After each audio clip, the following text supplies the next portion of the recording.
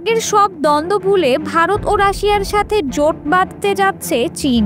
বৈশ্বিক টানাপোড়েনের মধ্যে তিন শক্তিধর দেশের এই জোট আন্তর্জাতিক কূটনীতিতে গুরুত্বপূর্ণ ভূমিকা পালন করবে বলে আশা বিশ্লেষকদের।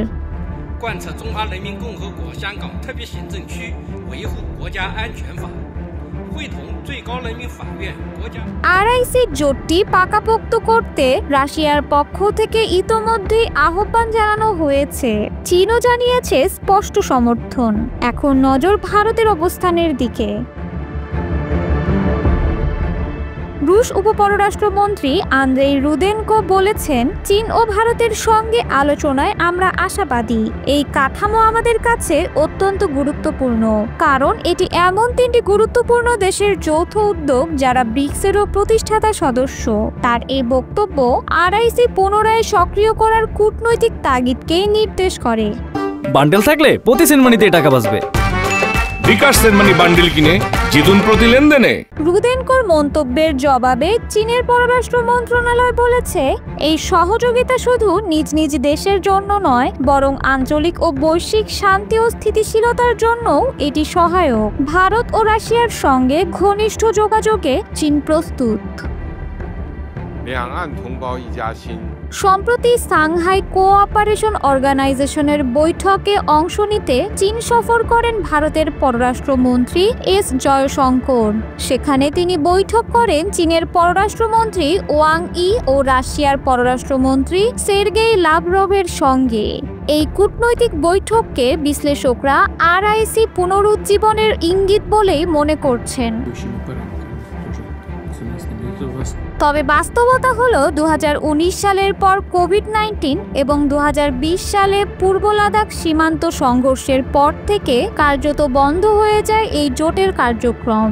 সম্পর্ক পড়ে যায় জমাট বাঁধা নীরবতায়। কিন্তু 2023 সালের ব্রিক্স সম্মেলনে মোদি ও শি জিনপিং এর বৈঠকের পর পরিস্থিতি বদলাতে শুরু করে। রুশ পররাষ্ট্রমন্ত্রী লাভরভ এর আগেই বলেছিলেন, ভারত ও চীনের সঙ্গে আমাদের গভীর সম্পর্ক রয়েছে। আমরা আন্তরিকভাবেই চাই এই ঐতিহাসিক জোট আবারও কার্যকর হোক। জানা গেছে আরআইসি কাঠামো থেকেই পরবর্তীতে গড়ে ওঠে ব্রিক্স ও নিউ ডেভেলপমেন্ট ব্যাংক। তবে বিশ্লেষকদের মতে ভারত চীন প্রতিদ্বন্দ্বিতা, বিশেষ করে পাকিস্তান ইস্যুতে বেইজিং এর অবস্থান এই কাঠামোকে দীর্ঘদিন ধরে স্থবির করে রেখেছে। ভারতের কোয়াড জোটে অংশগ্রহণ আবার ইউরোপীয় ইউনিয়নের সঙ্গে সম্পর্ক ঘনিষ্ঠ করাও চীন ও রাশিয়ার কূটনীতিতে উদ্বেগের কারণ। চীনের দৃষ্টিতে কোয়াড জোট মূলত তার প্রভাব রুখতে গঠিত হয়েছে। অন্যদিকে ইউক্রেন যুদ্ধের প্রেক্ষাপটে ভারত যখন পশ্চিমা শক্তিগুলোর সঙ্গে একাত্ম হতে শুরু করে, তখন রাশিয়ার কাছেও আরআইসি কূটনৈতিকভাবে গুরুত্বপূর্ণ হয়ে ওঠে। রাশিয়ার একাডেমি অব সায়েন্সের বিশ্লেষক লিডিয়া কুলিক বলেন, সংঘাতপীড়িত ইউরেশিয়ায় আরআইসি হতে পারে নতুন আশার প্রতীক। চীন ভারত সম্পর্কে জটিলতা থাকলেও রাশিয়ার সক্রিয় ভূমিকা কাঠামোটি আবার সচল করতে পারে। সিদ্ধান্ত এখন সময় ও কূটনৈতিক বাস্তবতার উপর।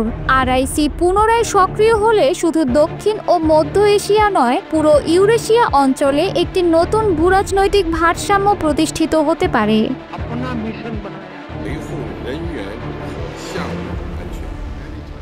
Исходим из того, что диалог будет строиться на равноправной и